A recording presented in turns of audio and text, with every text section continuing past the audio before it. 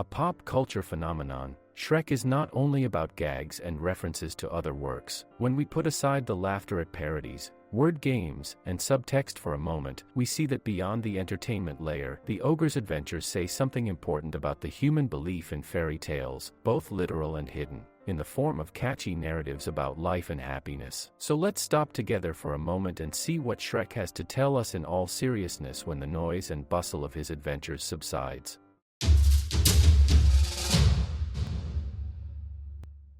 The material contains spoilers from the Shrek film series. In a literal sense, fairy tales are stories full of fantastic elements that convey some wisdom. However, terms fairy tale can also be used in a pejorative way. It then defines a fib, a dead end, a version of events that requires naivety or lack of prudence to believe, an empty promise. Fairy tales are then false, dishonest, closed stories and patterns about what can be expected from us or who we should be. In this sense, fairy tales are about what we should look like, where we should work and how much we should earn, as well as which doors are definitely closed to us. Looking from this perspective, it can be said that Shrek's adventures, on the one hand, draw on literally understood fairy tales, consciously playing with their elements and classic motifs, and on the other hand, their plot is based on deconstructing false patterns and fairy tales that we tell ourselves about life. In the first film, Shrek lives in a world of ready-made narratives and, at least initially, he is comfortable with it. The introductory book about a princess waiting for salvation serves as toilet paper for him. Shrek despises the very idea that someone could be waiting for him somewhere in a distant world, treating it as a tired cliché or a pipe dream for the naive. He is an outcast content to live on the periphery of society. He celebrates independence and solitude. It almost makes you want to say, he is in control of his own destiny. However, history quickly shows us that this destiny keeps him constantly in the same place without any progress. As a result, the first film deconstructs the false moral that it's easier on your own. Shrek justifies his alienation by believing that, as an ogre, he is unable to establish satisfying and lasting relationships. The hero builds his sense of security on the fact that he wants to strike fear in others and thus turns negative beliefs about himself into a method of protecting himself from the world. In this way, he also triggers the mechanism of self-fulfilling prophecy. By cultivating his negative image, he arouses real, negative reactions and beliefs in those around him. According to the rules of the real world, such a constructed, warm, and comfortable solitude is conducive to placing peace at the center of your life. However, Shrek's peace-centrism is disrupted by the character of the donkey, an example of a situation where life's numbness and fossilization is broken about something important and sincere. Apart from being clumsy and stubborn, the donkey also clearly appreciates life in someone's company. The mess that he introduces into Shrek's everyday life turns out to be life-giving and provokes new situations and experiences. Even though Shrek is still guided only by peace, for example, when the donkey brings magical refugees to his house, just by establishing contact with someone, an avalanche of subsequent events takes place in his life, pulling him out of his existential adversity, and as a result, he accidentally becomes friends with the donkey. Another result of this acquaintance is an attempt to rescue Princess Fiona, again initially motivated only by self-interest. However, the potential for change increases with every second of adventure because something very important has happened. Shrek has left home, and with him his favorite, tamed version of reality. The princess also turns out to be a prisoner of the fairy tales told to her about life. She is a representative of a class society that strongly emphasizes predestination and stigmatizes misalliances. Because of the fairy tale she believes in, Fiona is waiting for the ideal prince. She hopes that the perfect chosen one of her heart will permanently transform her into her beautiful human form and remove the curse from her. This thread is therefore suitable as a metaphor for a situation in which someone motivated by low self-esteem is waiting for the desired love. Fiona isn't just waiting for someone to love her for who she is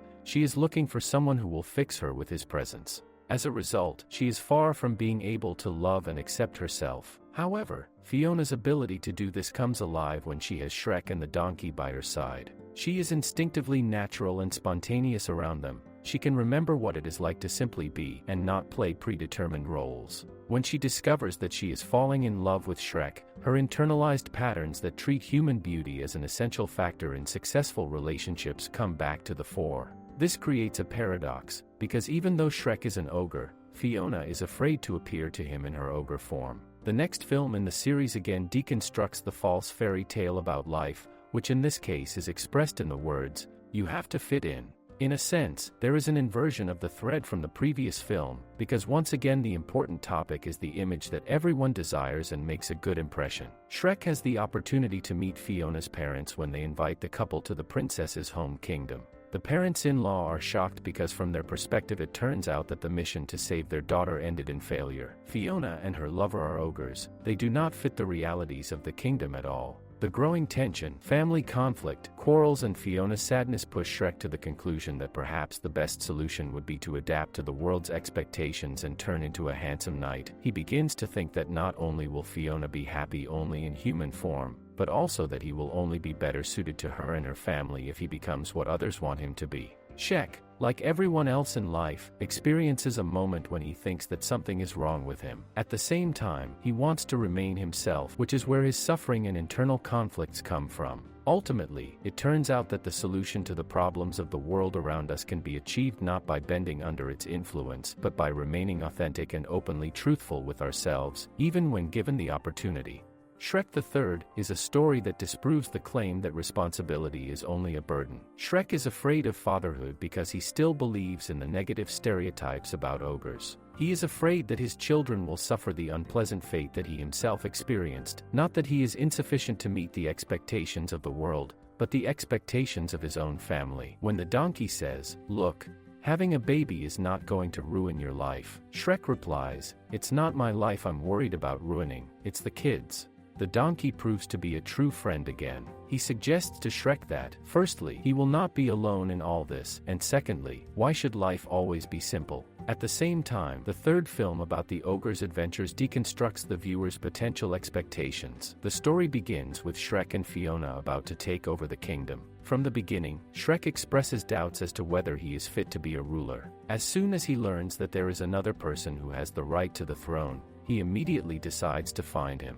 Deconstruction takes place here at the level of our habits resulting from similar stories. It would seem that Shrek's doubts about his predispositions to be a king are an expression of a weakness that exists in the story so that the hero can overcome it and, in the end, believe in himself and become the king. Pop culture has taught us that a good ending is always the highest place on the podium. However, nothing like this happens. The happy ending in this story is about finding fulfillment in your mundane family role. Perhaps small from the world's perspective, but at the same time being the whole world to someone small. The fourth part of Shrek's adventures clearly breaks the spell of the Instagram celebrity fairy tale that happiness is an excess of good emotions and shows that, when we let down our vigilance, real, well-rooted happiness can become commonplace. We can get used to it and stop noticing it. Shrek, surrounded by his family and friends, suddenly begins to treat their presence as something obvious and tiring. He feels that he has ceased to play an important role. This leads him to long for his old life in the swamp, when he decided everything on his own and didn't have to take anyone into account. As a result, he begins to tell himself a fairy tale about a better life by remembering the past in which the ogre did not have so much responsibility. Shrek here is literally a distant echo of men who, after settling down, suddenly dream of carefreeness, independence, and frivolity. Thanks to Rumpelstiltskin,